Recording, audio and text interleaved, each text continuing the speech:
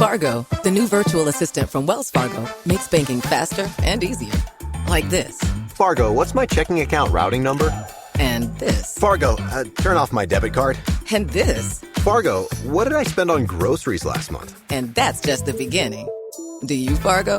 You can. In the Wells Fargo mobile app. Learn more at wellsfargo.com/getfargo. Terms and conditions apply. Your mobile carrier's availability and message and data rates may apply. Wells Fargo Bank, N.A., member FDIC. The regular season is heating up. New stars are emerging, and that means more opportunities to win up to 25 times your cash on Prize Picks, the most exciting way to play daily fantasy sports. Just select 2 or more players, pick more or less on their projection on a wide variety of stats, and place your entry. It's that easy. Let it fly to turn $10 into $250 with just a few taps. Easy gameplay, quick withdrawals, and injury insurance on your picks are what make Prize Picks the #1 daily fantasy sports app. Watch your favorite players and get paid doing it this basketball season. See your entries make progress during the game or make new entries for the second half and the fourth quarter. 3-pointers, assists, rebounds, and everything in between are yours for the taking. Join the Prize Picks community of more than 7 million players who have already signed up. Right now, Prize Picks will match your first deposit of up to $100. Just download the Prize Picks app and use code GET100. That's code GET100 on Prize Picks for a first deposit match of up to $100. Prize Picks.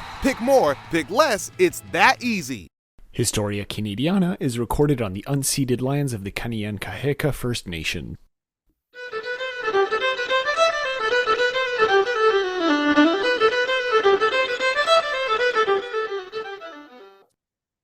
Now you stop singing just as I start recording. Anyway, doesn't matter.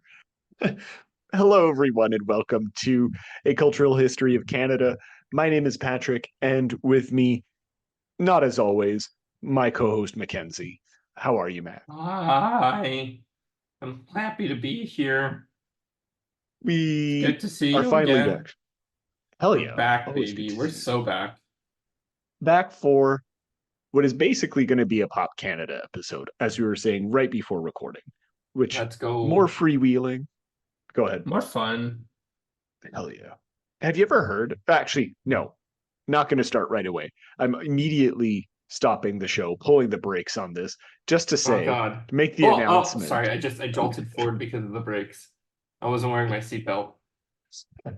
Seatbelts are for losers anyway. Everyone knows that. Seatbelts are for squares. I That's a stand good when I message for the drive. kids. I don't even sit down. I don't even have seats. I don't even have a steering wheel. I use my Just a pedal. telepathy. I don't drive, I aim. Anyway, I just wanted to say we have a new patron supporter, so that's great. Thank you very much, Elton, for supporting at $3 a month. If you want to be like Let's Elton, go. and Elton John supports our program. yes, I'm not going to say his full name, but yes, it is most definitely Elton John. Yes, big fan of both him and he of us. So great, good for you, Elton John. Wasn't it Saturday no. night for you? Yeah, exactly. Saturday night night's is all right all for right. fighting. We're gonna fight. So, yeah, if you want to be like Elton or like any other of our Patreon supporters, you can do so for Like my $1 or mother. $3 a month, or your mother. Hello, mama. So, but yeah, that's pretty much what I wanted to say off the top. I also want to say that we got some really good feedback from an interview I did a while back with David Austin for a You book. did. Yes, I did. Yeah, absolutely. But got some good feedback from that. So thank you very, very much to whoever sent that. I'm not going to say his name because I don't know if he wants to be announced publicly like that, but thank you very much. And if you have other comments, just Let us send them out. know. Hell yeah. We're always So- down to hear how we're failing as people. Or succeeding sometimes are rare wins. Over a W. So today, as you could probably tell from the title of the episode, we're going to be talking about Check it. Sorry, I One just of- took the brakes off. Oh, okay, yeah, there we go. We're starting back the engine again. Yeah. We're going to be talking about someone who culturally, I think, has largely been forgotten both here and in our country of adoption, but who Wait, was, she's a woman then? And we forgot to yes, mention a woman in history? who'd have thunk? Never, never happened on my watch. Well, I'm an yeah, well, ally. by all means, Mac, please tell me who she is then. If you never forget women. So, her name is Madeline Pickleboard, and she was a member. Madeline Pickleboard. Let's just slander the dead while we're at it. No, we're talking about Mary Pickford. In a more Right. serious note, God, Patrick, why are you laughing so much? Because Sorry, I that was my can. John Travolta moment.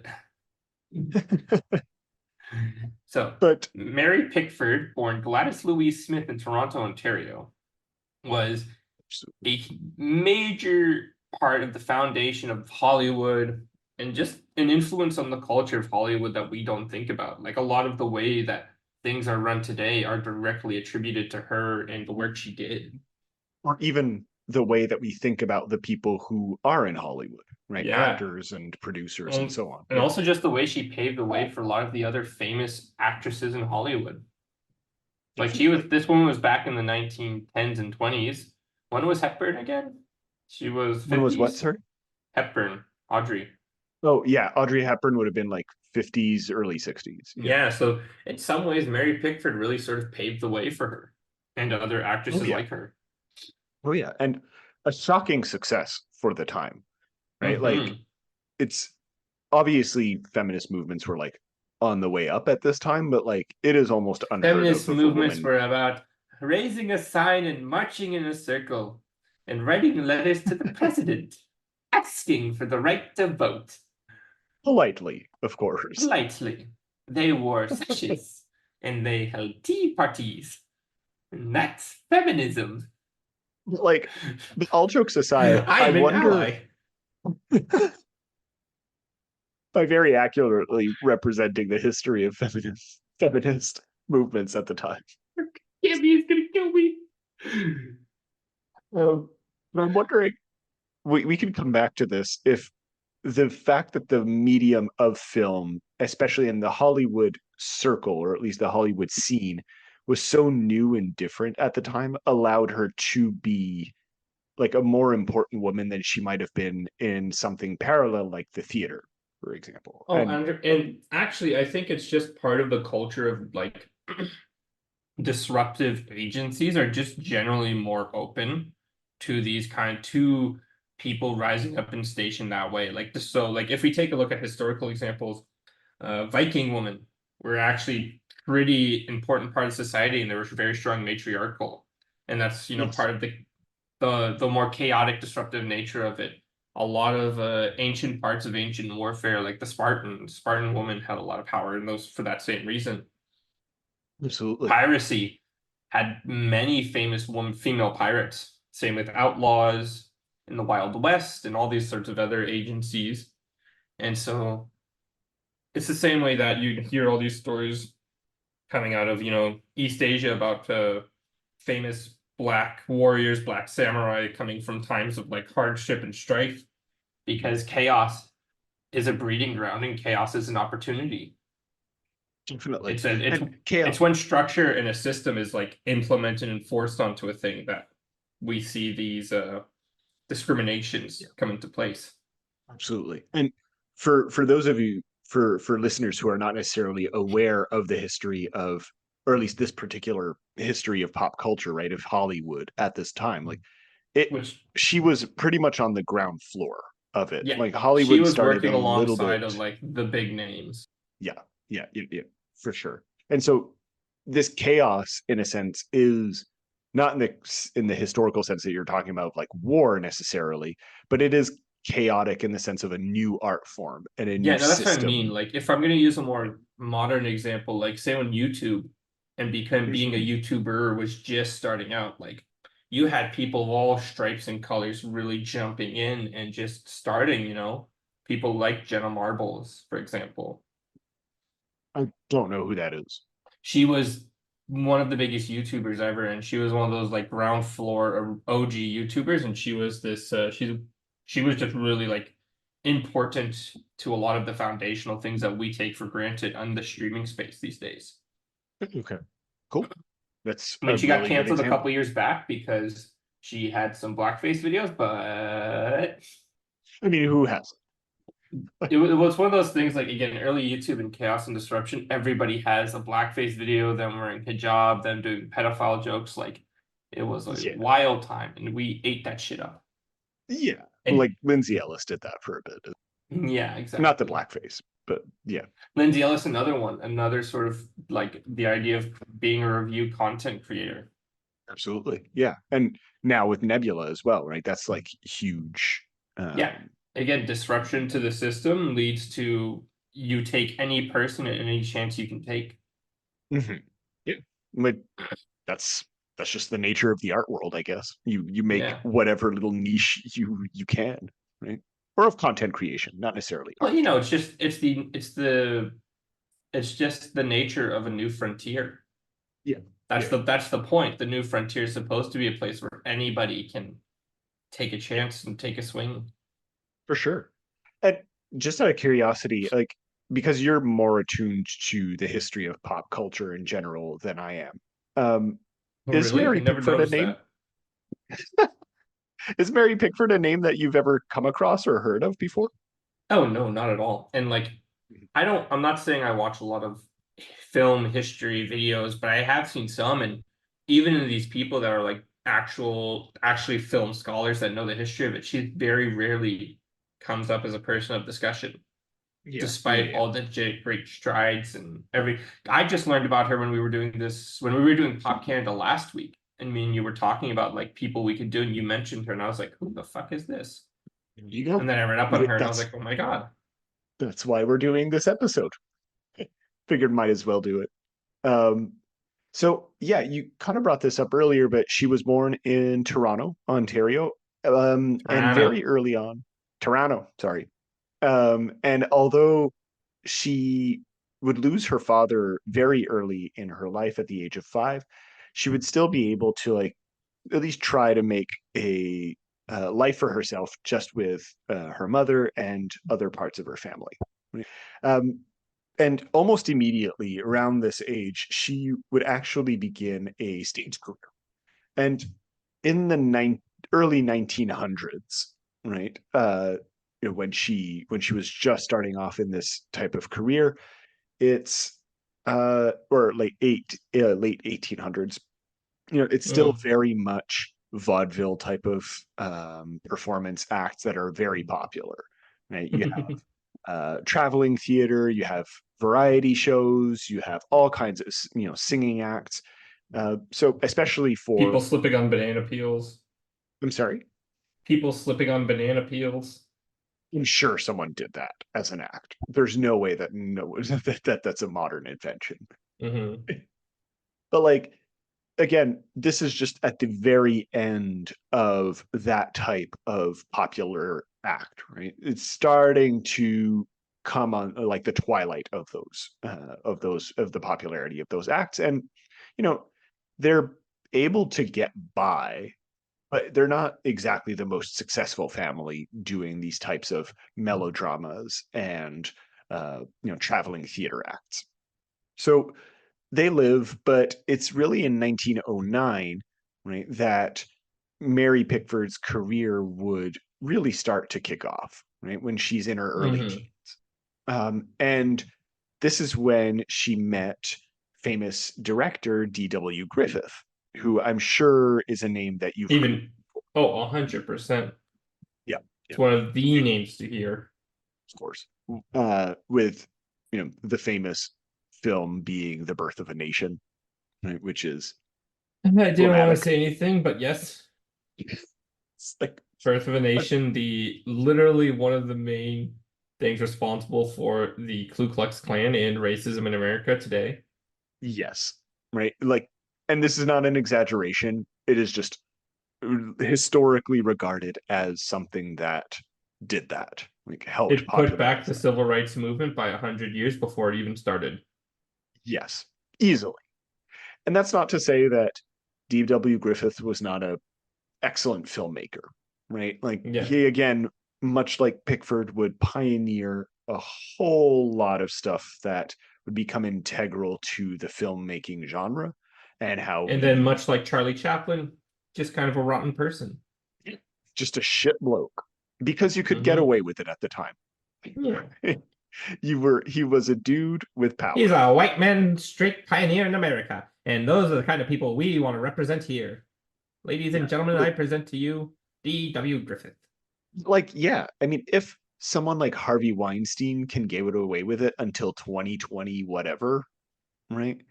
You can be sure that, throughout film history, there's just pieces of crap like him. Right? But despite the fact that he was a shit person, although probably very normal person for the time, um, actually knowing him in your movies and working with him would have been incredibly helpful for your career. Oh, And 100%. that's what happened to Mary Pickford, right? Started off with just basically the equivalent of short movies, which were movies at the 12 time. minutes. Yeah, exactly. 12 The minute moving movies. picture shows now playing at your local tent theater. It is kind of wild that we see like people coming back. It was like 12 minutes at the time was just a restriction because of the limitations of the technology of film. And then as film technology advanced, you could make longer and longer movies. It's kind of cool how we're coming back to just making shorter and much more concise videos as an art form now. I find that I kind of mean, we cool that it's still coming full make circle. 3-hour movies. Yes, but those are not good.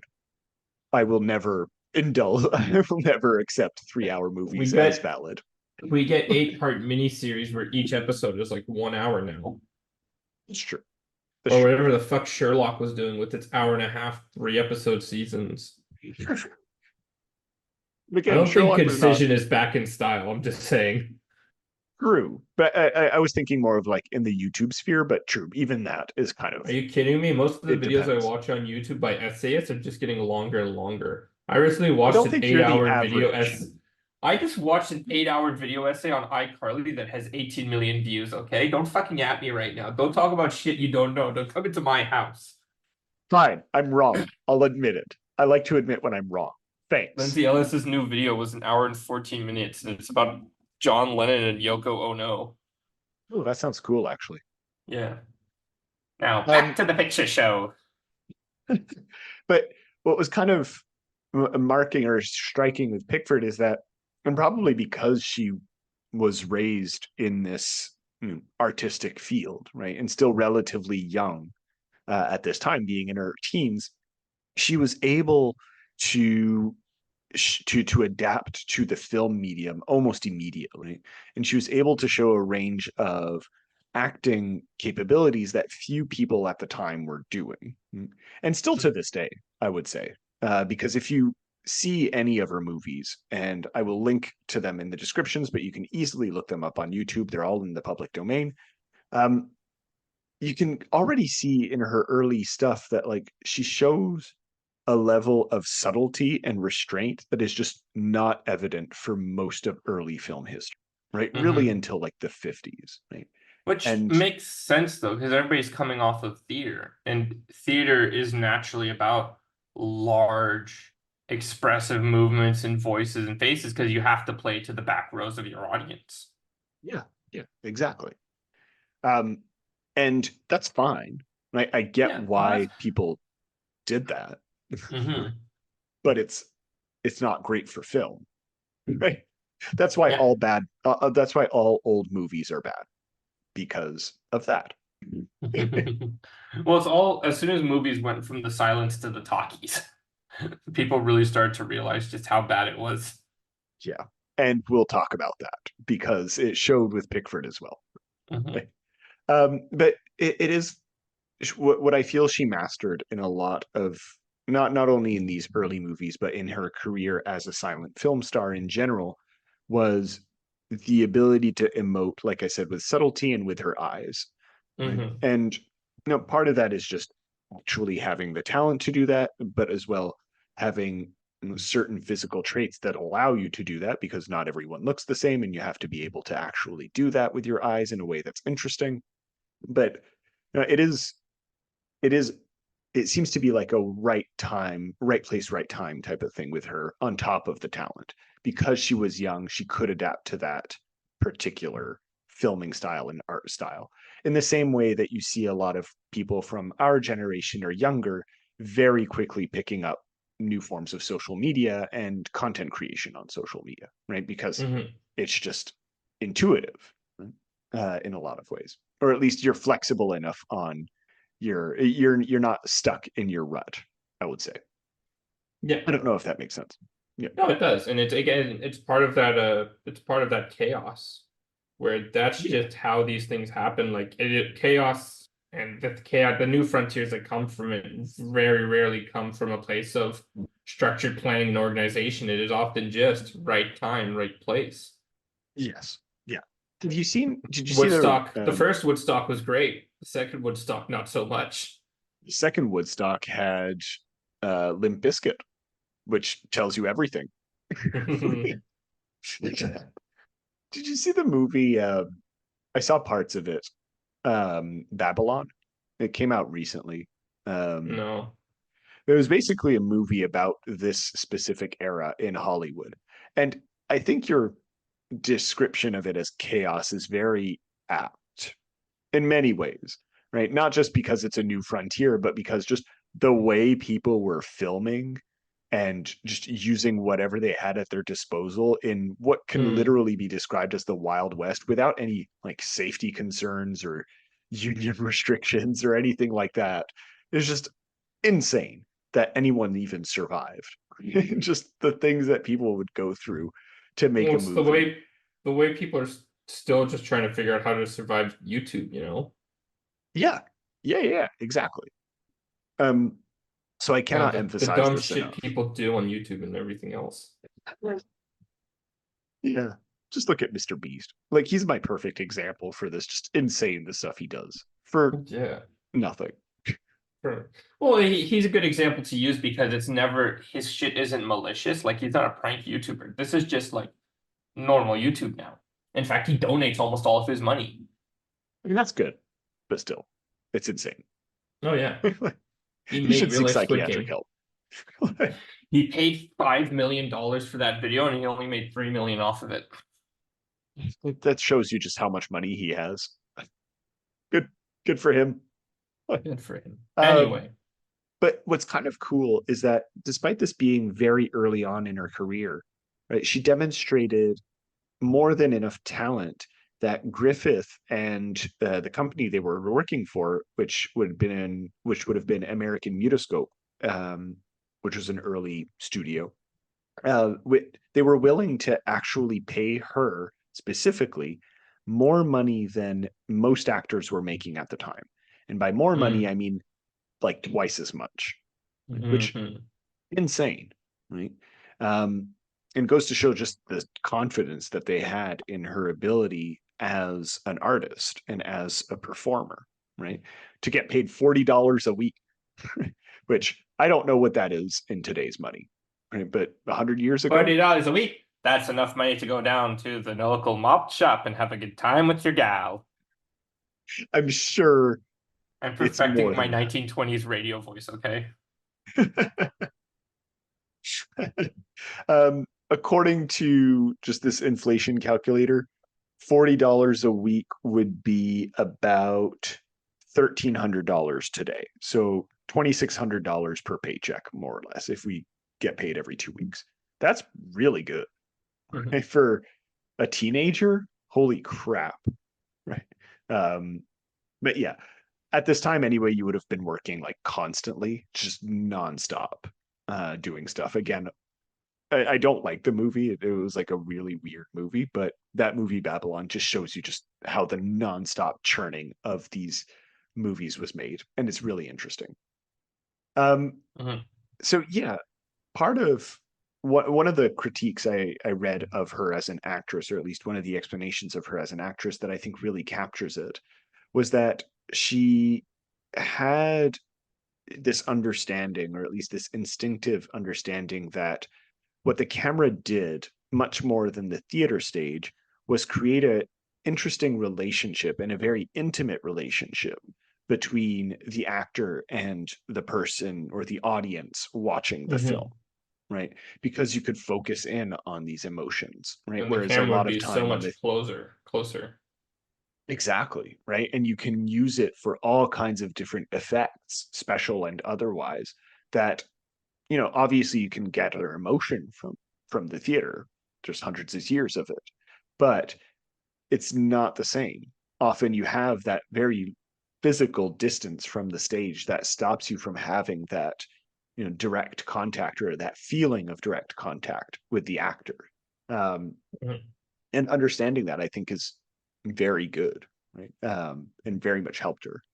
Um, yeah, I don't know. Is there anything you want to add about this early era of filmmaking that, yeah, No, I I don't know. think it all makes sense Yeah, and logical. Wait, but I think we can't like. I think we really need to emphasize what she was doing would have been well beyond the classical knowledge of acting at the time. So yes. it sounds like to us, like I think we need to understand in retrospect to us, it sounds, oh yeah, no, that makes sense. You have a closer camera, therefore you need subtlety, blah blah. It's like, no, that was not the common knowledge. She was No, majorly disrupting like thousands of years of acting knowledge and coaching and performance history. Like she was spitting in the face of Shakespeare almost with what she was doing with sure. subtlety Yeah, and grace. yeah, And that's a huge deal, which makes the fact that she did it so much more impressive, that she stuck by it. absolutely. And that's how you can tell, like, the, despite the fact that it was disruptive at the time, looking back on those movies, and I'm not a huge fan of, like most silent movies. Some of them stand out, of course, but you know, her movies, I've seen a few of them at this point. They still hit. They're really impressive to watch, Hmm. right? Just from a acting standpoint. And this is over 100 years ago, right? Which not a lot of things can say that. Obviously she's a contemporary of Charlie Chaplin's, who you mentioned. In this case, his movies still stand up, but for different reasons. Right? The comedy of it Yeah. is very universal in many ways. Yeah. Um, but yeah, as far as acting chops go, still holds up. It's fantastic. Hmm. And contrary to a lot of people, especially in the acting world, what also made Pickford someone who is very appealing both to audiences and to the producers that she was working with is the fact that she could adapt, or that she continued to adapt to the growing market that was, or the Yeah, growing industry that for was, sure. the actual, film industry. Because Hmm. it grew so fast, right? Like, it became what it became in the span of like 20 years, which is insane. It's wild when you think about just how much Hollywood exploded and changed and grew, established itself out near what would become Los Angeles, the creation of Hollywood Boulevard, just all of it. Yeah. Like you need Which, to, I really do recommend people look at the history of Hollywood themselves just to understand how intense it was and how quickly it grew. yeah, for sure.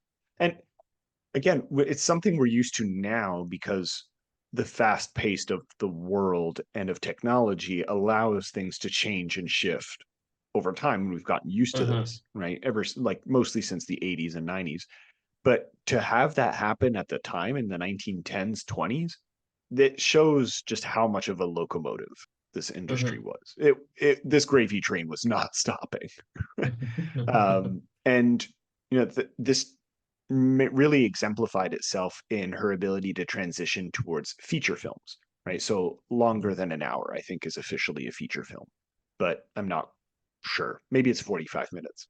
Hmm. But very rapidly, it went from like 12-minute, 20-minute shorts to over an hour, which, as far as acting chops and keeping up a character and working longer hours, definitely takes a toll on the people behind the camera and in front of the camera. Um, and she kept that pace up so well that her movies kept on being successes. And this is where we can kind of come back to what we were talking about before as to like what was happening with women at the time is because what she was playing as a character very often were very headstrong people, like rebellious wives or spitfires, right? Uh, comic foibles, right? That often had a very strong edge to them. Strong for like the 1910s and 20s, of course, right? We're not quite there yet, but still, it would have been rather demonstrative of what was happening in society. Women were demanding better rights left, right, and center. And they were reflecting that in this very new and at the time very radical medium. Right. And people loved it, right? Her movies were just, success after success They after were selling success. like hotcakes, folks. Let me tell you now. Do you know? Yes, that's right. Mademoiselle Pickford really stood high above her peers, head and shoulders above the rest. Go now Do you before know? tickets sell out in your local theater. Do you know why that accent exists? Isn't it because of like the wavelength of the radio itself? Like it was something in the recording technology that required it to be that way. That, and also apparently, I found this out not that long ago. Apparently, it's the perfect, or producers in radio at the time felt it was a good mix between American and British accents. And so they could use the same recordings in both countries and just kind of spread much faster. And so it became a kind of standard accent. I love that. That's Yeah. right. Whether you're hearing this in the Great Britain or in America, we all sound the same. Don't you know what I'm talking about? Hey, you Canadians up in the north. No, you've lost me. I have no idea what you're saying anymore. No. But as you might expect, what does the fact that her movies were so successful mean for her personally? It would mean that she has greater, or she managed to leverage that into greater creative control, right? As people often do. I mean, you see this again in all kinds of new media. You see this in YouTube, people starting their own channels when they get very big or they branch out, they do all kinds of other things. And that's exactly what she did, right? She negotiated better and better fees. She had more and more creative control over her films, right? What actually happens, how her characters are portrayed, to the point where 3 years after the really advent of feature films, she was able to actually demand her own production unit within a studio that was called Famous Players, right? Which we now know today as Paramount. Right? So one of the first people to demand her own production unit, right? That kind of followed her around, helped her with the creative element. So in 1916, she would have been 24 at the time. And this is what she was doing, right? Which, what were you doing at 24, Mac? I don't think commanding your own production unit. Well, this was about a year ago, so I was moving to Australia. Okay, fair enough. Get wrecked. What were you doing at 24, bitch? Was I also in Australia? No. No, I No. was not. I was in COVID. Loser. Letting COVID dictate your life. Yeah.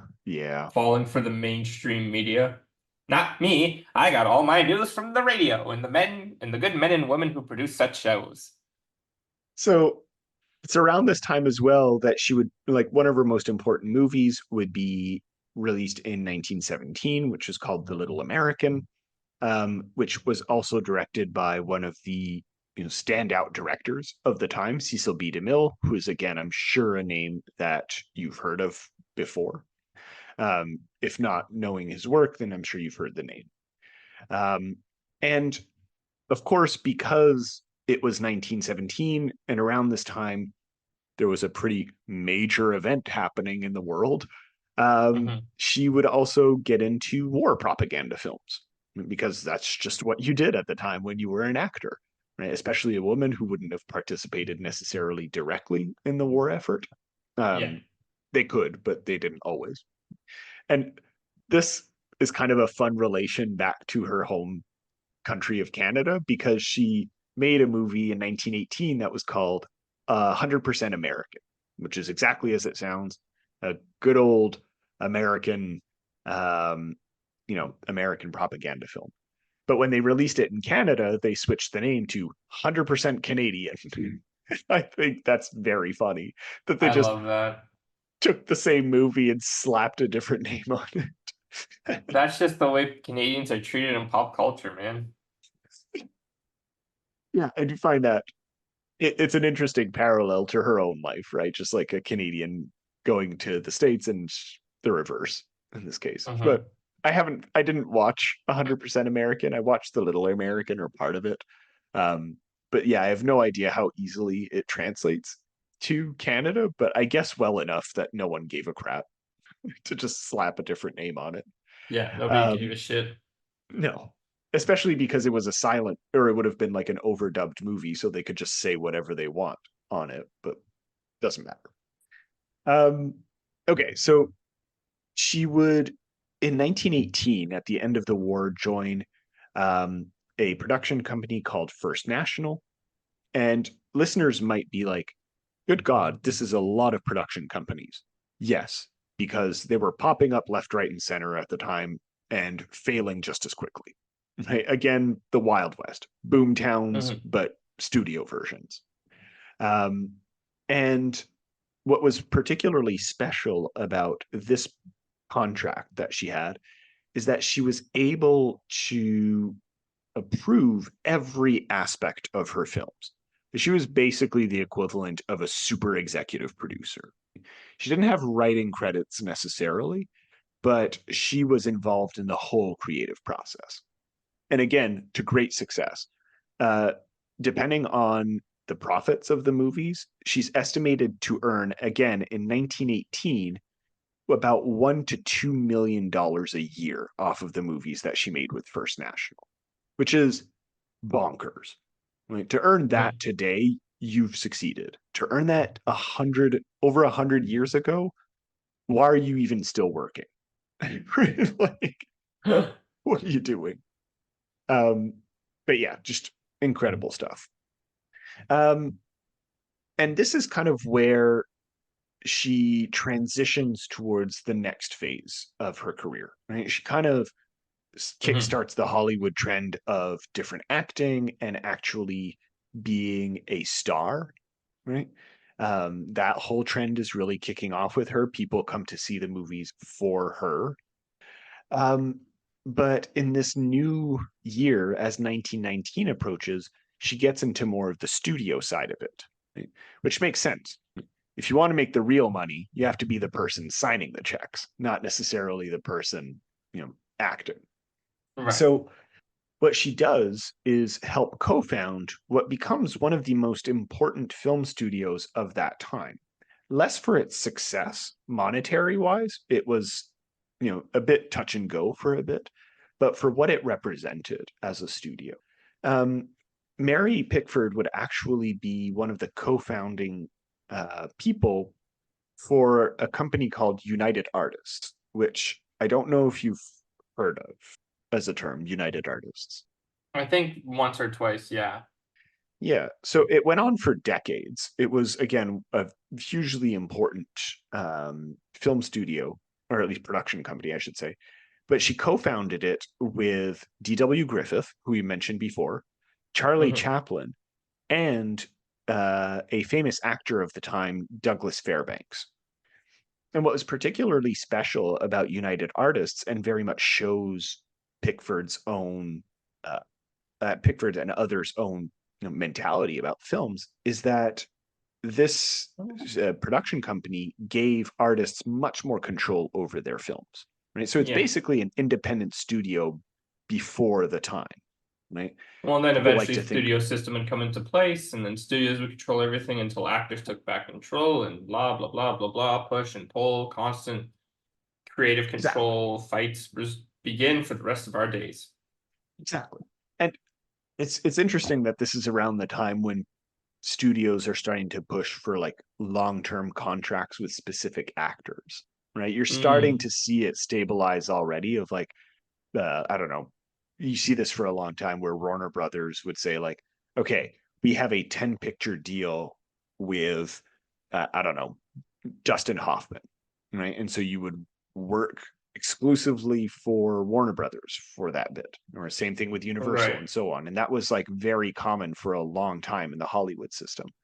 So to have something like United Artists is really important. Not necessarily the most successful movies. Often they were working off of lower budgets, but creatively much more free as to what you could do. And I'm not surprised that it's a series of actors that started it.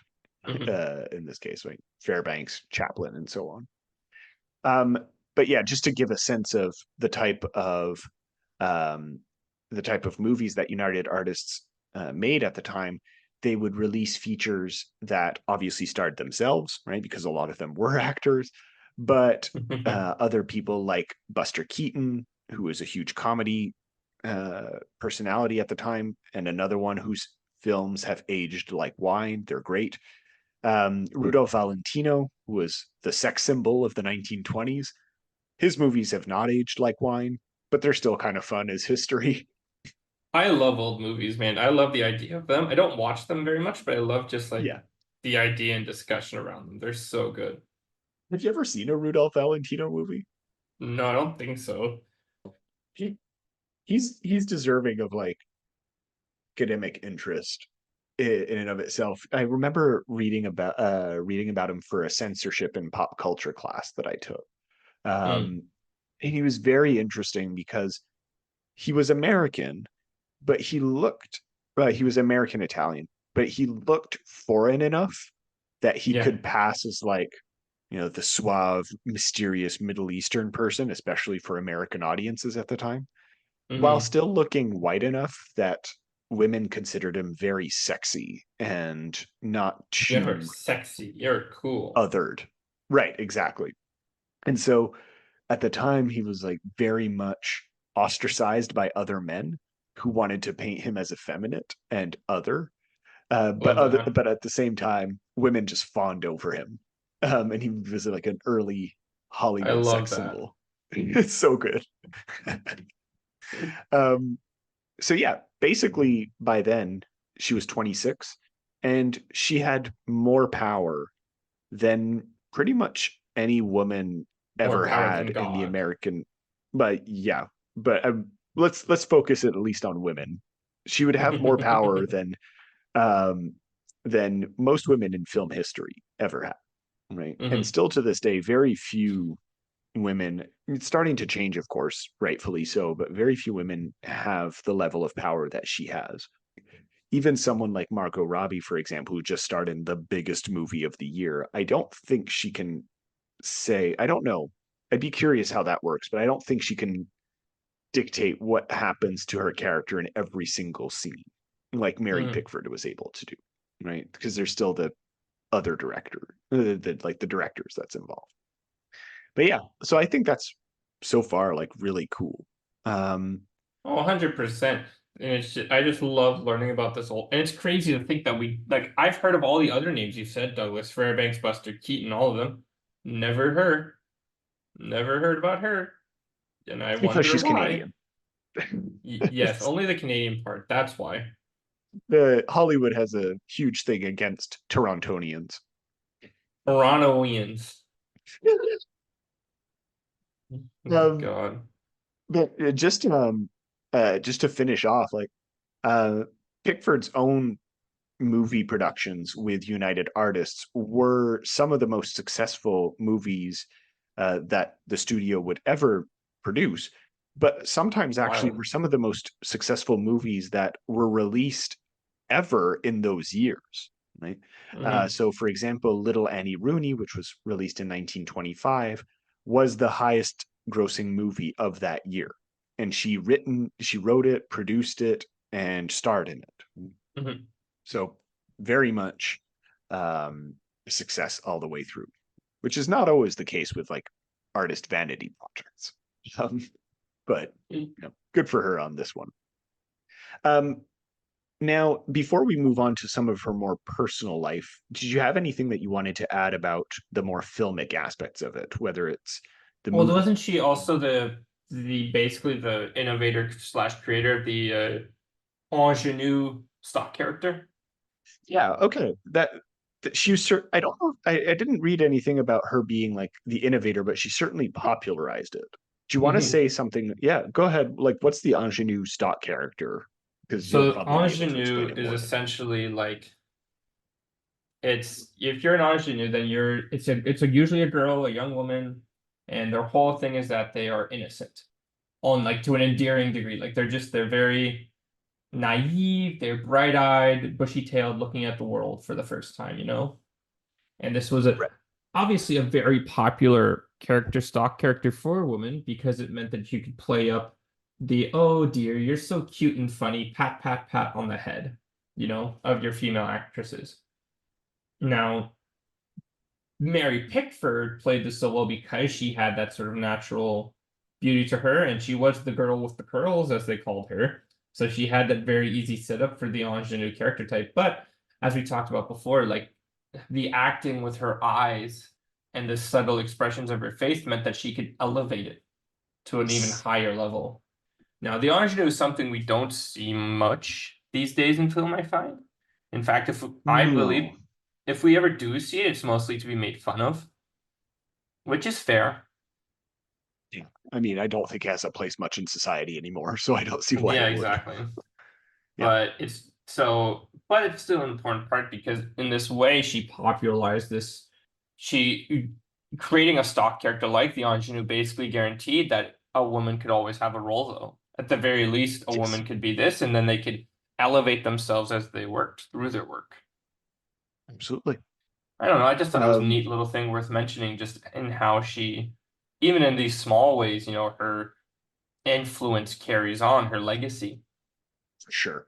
Oh, we'll talk about her legacy later because I didn't put it in the notes, but Wikipedia's page on her has like 75 points on legacy, and it's incredible. Right. Hmm.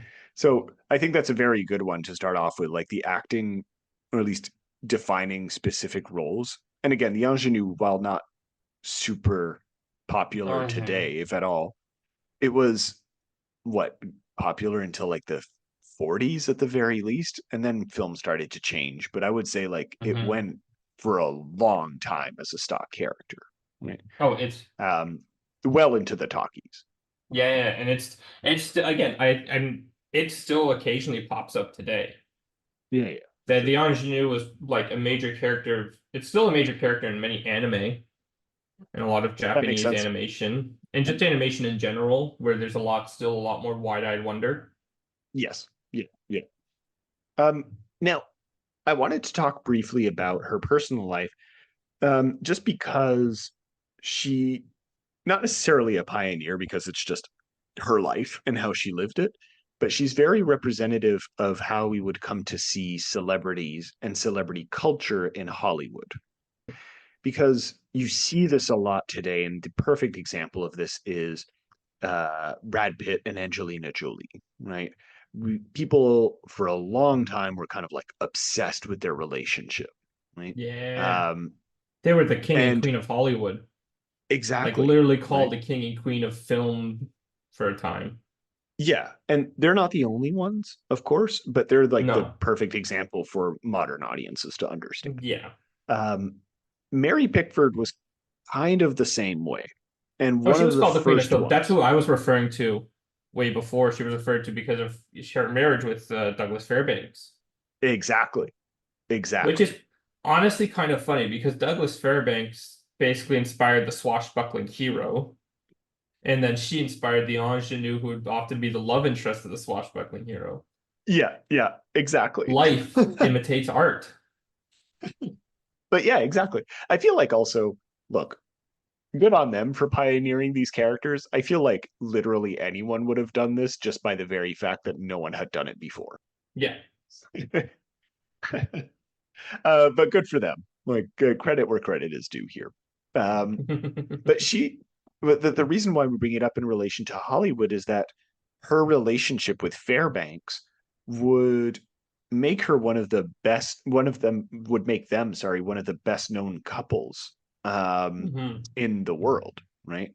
Um, she she married Fairbanks in 1920 after having divorced fellow actor Owen Moore, who was also pretty popular at the time, although not as much as Douglas Fairbanks. And immediately after they were married, the couple was like the shit. Again, it was the Yo, Brad Jolie. It was the no, Brad it and was like the Angelina of its Harry and time. Meghan. Okay, this was like fucking. This literally elevated itself to royal family levels of nonsense. Like, I cannot stress this enough. There's a story wherein their honeymoon literally triggered mass hysteria. It's wild. They went to Europe and there was just such a swarm of people that were looking for them and clamoring for them that Pickford herself was almost killed by stampeding fans, not once, but twice in London and Paris. Like, they Oh were damn. the biggest thing on earth. Right? It is wild to think about, right? Um, and Their home is quite literally treated like a palace. The Pickfair estate, the Pickfair mansion, yeah, it's treated like a holy site. It was treated like a holy site. and is it still standing today? Do you know?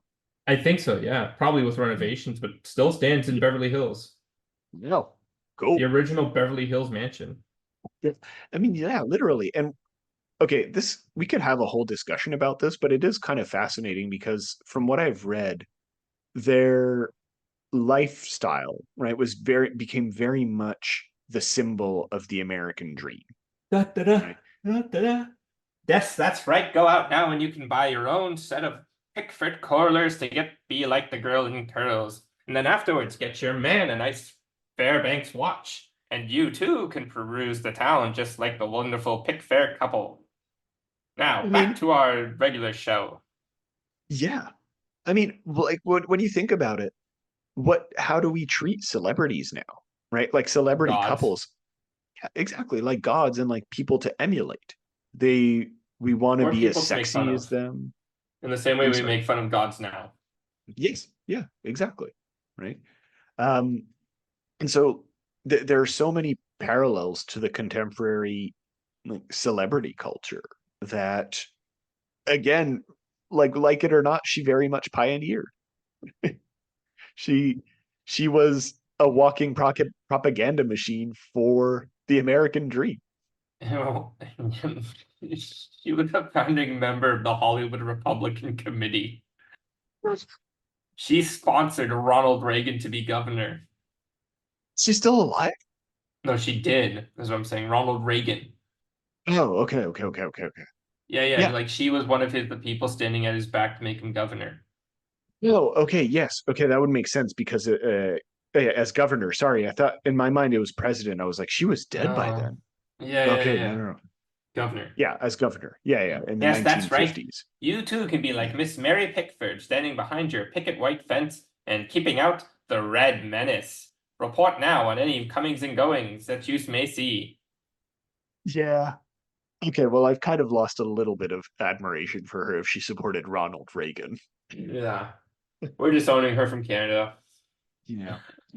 To be fair, Ronald Reagan in the 50s was slightly better. He was advocating for an actors union because he was an actor and so Mm, on. Like he did, even though he would later go on to destroy most unions in America like an asshole but that's because he okay. was. Back to the good couple of Mary Pickford and Douglas Fairbanks. Yes. All that to say, like, they were the hottest thing on earth. And as you might expect, like, their divorce about 16 years later in 1936 was literally front page news. Which is not bad for a Hollywood relationship. That lasted pretty long compared to most Hollywood Shocking. relationships. I have to assume that part of that was the norms of the time. Yeah. A good woman stays married to her man. And remember, if he hits you, it's your fault. I shouldn't laugh. That's terrible. But it's true. Yeah, at the time, yes. Yeah, unfortunately. But yeah, so right, I can't even outside of. Can you think that even Angelina Jolie and Brad Pitt, which I keep comparing them, do Do you think and even the Harry and Meghan, do you think it's that level of devotion? Like, I don't think people would stampede. Oh God, no! This for is that. Beatlemania right now. This is a better equation to Yeah, like the Beatles or Elvis. yeah. Like this is we joked about it before, but the truth is we don't treat celebrities as the gods and goddesses that we used to, say for very rare cases like say Taylor Swift. Yeah. The fact is, in their time, Mary Pickford and Douglas Fairbanks probably had more power than the Pope. Yeah, like because well, namely they weren't Catholic, but yes, that yeah, I think you're right. Yeah, definitely. Like in the spheres of their influence, like they were genuinely some of the most. And then I'm not saying actors and actresses don't hold that same status, but not in the same way. Like it was very different. Do you think part of it is because we have access to, or we're more aware of their personal lives now? Oh, 100%. The Pickfair Yeah, Mansion, it was treated as a holy place insofar that you didn't know what the inside looked like. Like yeah, it was known yeah. like, and nowadays we know all celebrities what their homes like. We get house tours on Instagram. Yeah.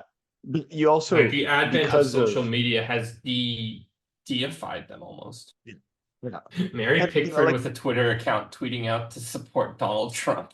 There's a mental image for you. thanks for ruining that for me. It's what I do. I'm an ally.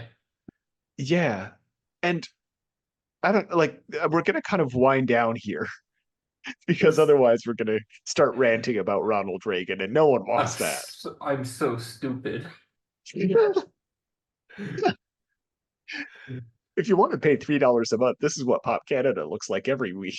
Oh, Every it's month. worse. It gets worse. No, but I do think this is like a truly important thing to think about. Well, for sure. Just about her influence. Where like, just be happy she didn't do more with it in the time. Yeah, yeah. I th- And yeah, part of it was like, linking this back to D.W. Griffith and Birth of a Nation, like it really goes to show just how much sway early film had. yeah, Like it could quite literally change nations. It could yes. change the whole cultural landscape of the time. I don't think Birth of a Nation was shown to the president. yeah. Like he had private screenings of the fucking movie. Yeah, like take Like, for example, like the most influential entertainer today is Taylor Swift, without a doubt. yes, yes. I don't even think she could command the same kind of power that D.W. Griffith, Mary Pickford, and Douglas Fairbanks did back in their day. No, no, Or there's if no if way. she could, she's the only one who could. Yeah, She I very don't think specifically. she could. Taylor Swift could get people to act in similar ways. Like I have a lot of difficulty imagining her mobilizing that many people. Like, Not in the same yeah, way I don't know. anyway, that No, happened. no, no, It's not not because like politically. she's not super famous, but it's just times have changed. Mhm. Technology has changed. Like she still has Yeah, major influence, don't get me wrong. Like she is actually most pundits agree that she is going to actually have a fairly large impact on the US presidential election. terrible. But it's not going to be to the same effect that others might have. Oh, that's true. That's like that's what a state for the democracy where Taylor Swift is like, yes, I am now a political I am agent. now a supporter of Joe Biden. Great. Good for you. That's really gonna save the country. Is a senile Now, moron. coming back to Mary Pickford, like all stars rise, all stars must fall. And Miss Pickford was no incident either. She was no exception, folks. No, that's right. As the talkies came into play, the silence went out, and as the woman spoke, people realized they did not want to listen. She did win an Academy Award though. I'm an ally. Um like she did make in total 4 talkies as you call them. The first one, Coquette in 1929, was What easily a the most French successful of them. fucking title. Coquette. Le nouveau Why, film fine. de Mary Pickford.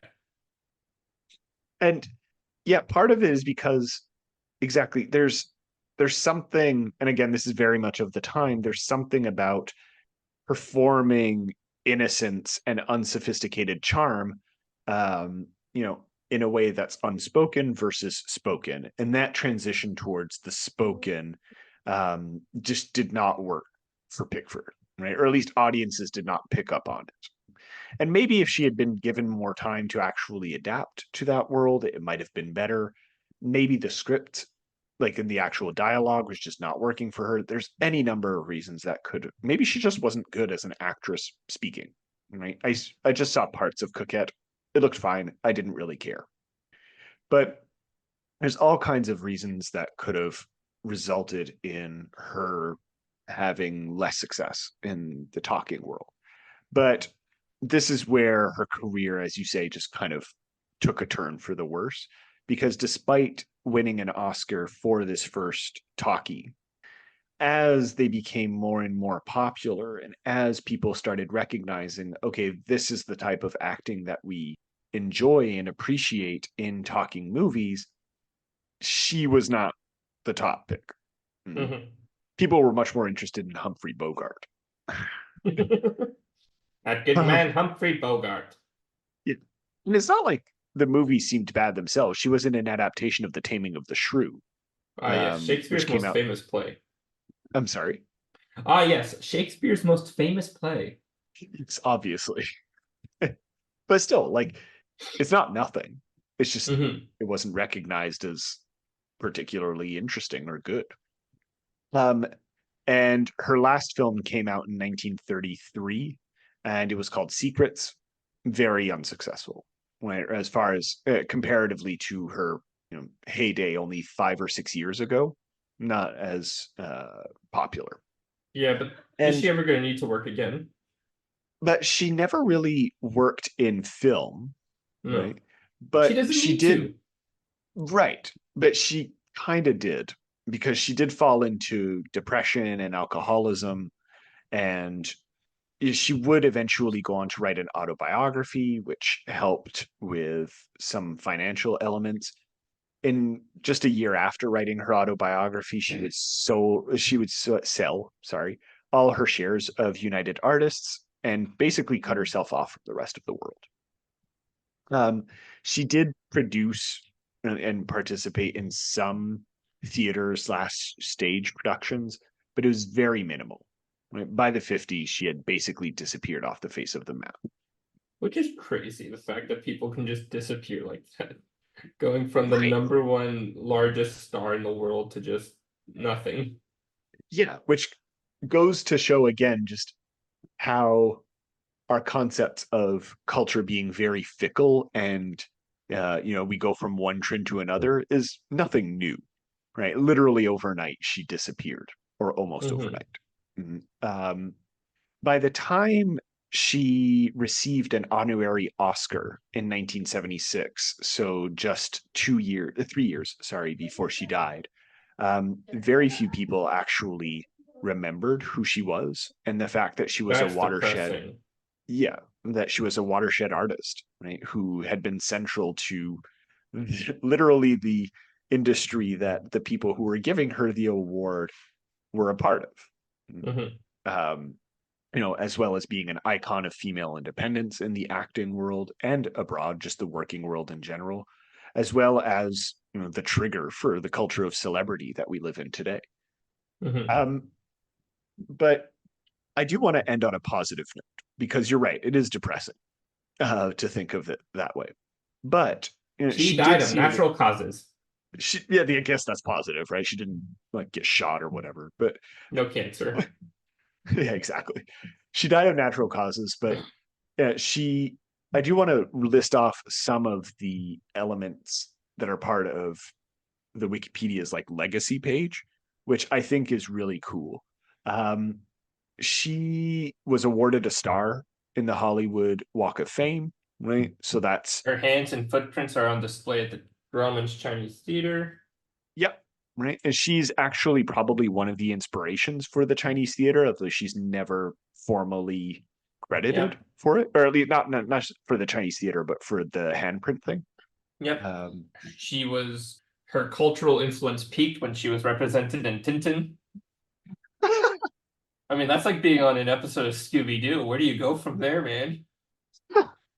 You just peak at Tintin in America. There you go. That's it. Thank you very much, ladies and gentlemen. She could have retired there.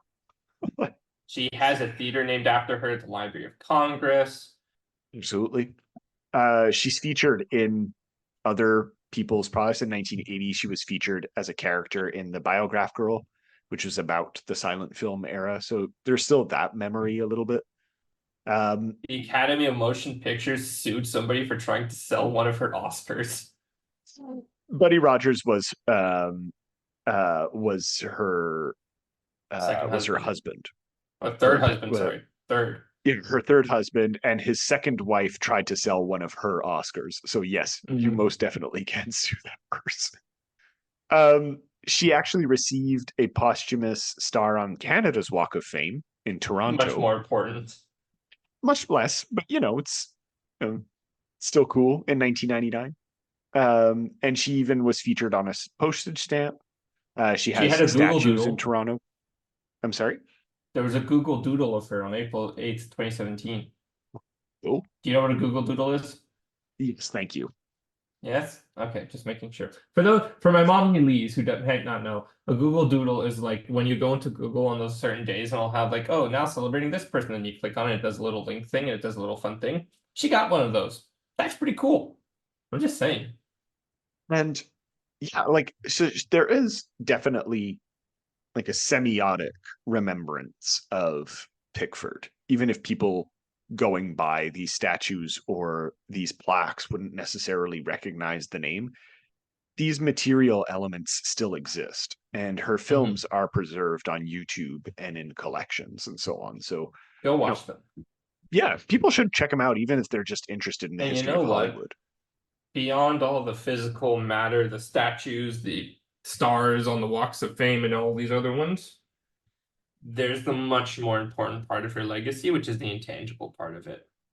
Everything she did to set the stage for what Hollywood has become, for her innovation and her revolutionary ideas, the creation of essentially modern acting, the subtlety of acting that we see in film that can be largely attributed to her.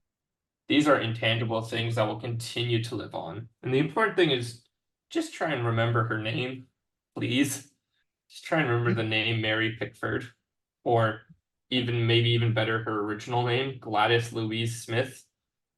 Like, outside of the fact that she's Canadian and that's why we're like talking about her, just the fact that she is so important, like you're saying, is worth remembering the name.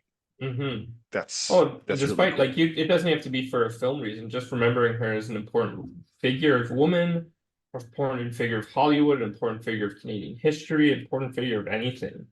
Absolutely, yeah. And in 1936, she's quoted as having said something that I feel is a good way of ending this particular discussion, which is she's quoted as having said, "Supposing you have tried and failed again and again, you may have a fresh start any moment you choose. For this thing we call quote unquote failure is not the falling down, but the staying down." And I think the fact that she's had a legacy past her natural life demonstrates that she's kind of very much a representation of that quote, right? Of not necessarily staying down, even if technically she has no control over that, but it's still, I think, a valid way of thinking about it. Yeah. I don't know. Is there anything else you wanted to add about her, right? Just as an actress or just as a figure who's so central to American culture despite being Canadian? Yeah, no, I think she set the standard now for Canadians immigrating to America and selling their talent there. She paved the way. More innovation right there. Jim Carrey, Mike Myers, James Cameron, Brendan Fraser, Simu Liu, The Weeknd, Justin Bieber, who's Drake? They could all thank Mary Pickford. The greatest actor on Shania earth. Twain. Drake. Well, just as entertainers. Yeah. I do. Hey, Drake killed it in Degrassi, okay? Don't fucking at me. I do find it interesting, just historically, to think about how this Canadian actress exported so much of her raw talent and exuded so much of her raw talent into what formed Hollywood, and got so little in return. not only got so little in return, but that the influence back of America onto Canada, right, in those same ways has returned, both in how we treat our celebrities, but also with like Hollywood using Canada more and more as like a backdrop for a lot of its movies, which we've talked about before and all of that. So yeah, I just think it's those No, I think connections you're are kind right. of cool. For sure. I think you're right, 100%. Yeah. All right. Well, That's it for Matt, me. that's it. We're tapping Would out. you like me to take us away? Please. Okay. Thank you for listening, everyone. Now, you can reach out with any questions, comments, or concerns on the Facebook page and by email. You can also support the show through PayPal as a pay-as-you-like feature. Or you may use our affiliate links in the recommended reading page we set up. Now, you can also find perks like extra and ad-free episodes on Patreon.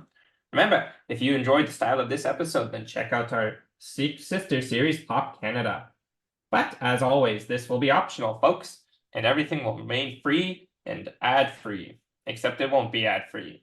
Now, if you could leave a review on iTunes and share with your friends, that would be greatly appreciated. Cheers, everyone. We'll see you next time on Historia Canadiana. Cheers, everyone. Cheers.